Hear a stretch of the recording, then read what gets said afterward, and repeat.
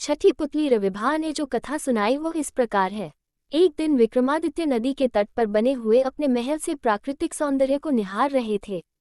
बरसात का महीना था, इसलिए नदी उफन रही थी और अत्यंत तेजी से बह रही थी।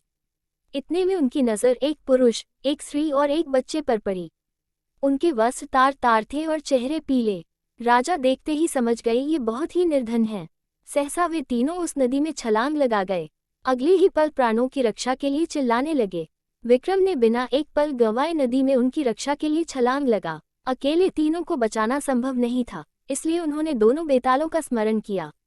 दोनों बेतालों ने स्त्री और बच्चे को तथा विक्रम ने उस पुरुष को डूबने से बचा लिया।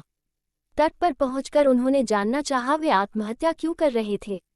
पुरुष ने बताया कि वो उन्हीं के राज्य का एक अत्यंत निर्धन ब्राह्मण है जो अपनी दरिद्रता से तंग आकर जान देना चाहता है।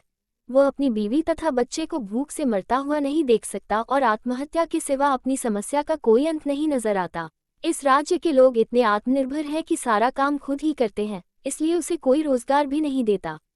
विक्रम ने ब्राह्मण से कहा कि वो उनके अतिथिशाला में जब तक चाहे अपने परिवार के साथ रह सकता है तथा उसकी हर जरूरत पूरी की जाएगी। ब्राह्मण ने कहा कि रहने में तो कोई हर्ज नहीं है, लेकिन उसे डर है कि कुछ समय बाद आतिथ्य में कमी आ जाएगी और उसे अपमानित होकर जाना पड़ेगा। विक्रम ने उसे विश्वास दिलाया कि ऐसी कोई बात नहीं होगी और उसे भगवान समझकर उसके साथ हमेशा अच्छा बर्ताव किया जाएगा। विक्रम के इस तरह विश्वास दिलाने पर ब्राह्मण परिवार अतिथिशाला में आकर रहने लगा। उसकी देख रेख के लिए नौकर चाकर नियुक्त कर दिए गए।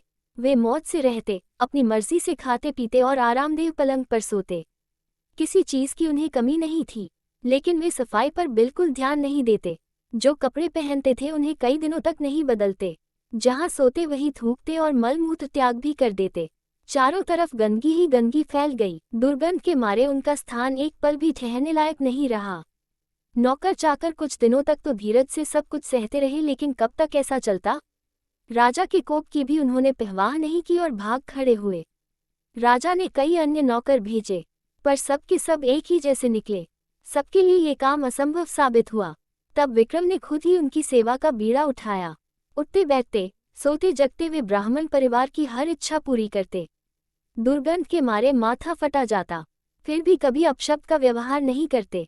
उनके कहने पर विक्रम उनके पांव भी दबाते। ब्राह्मण परिवार ने हर संभव प्रयत्न किया कि विक्रम उनके आतिथ्य से तंग आकर अतिथि सत्कार भूल जाएं और अभद्रता से पेश आएं, मगर उनकी कोशिश असफल रही।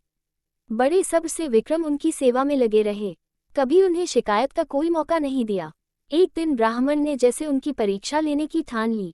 उसने राजा को कहा कि वे उसके शरीर पर लगी विष्ठा साफ करें तथा उसे अच्छी तरह नहला धोकर साफ वस्त्र पहनाएं। विक्रम तुरंत उसकी आज्ञा मानकर अपने हाथों से विष्ठा साफ करने को बढ़े।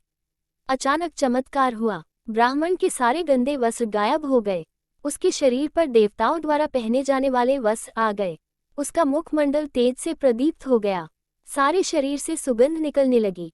विक्रम आश्चर्यचकित थे। तभी वो ब्राह्मण बोला कि दरअसल वो वरुण है। वरुण देव ने उनकी परीक्षा लेने के लिए ये रूप धरा था।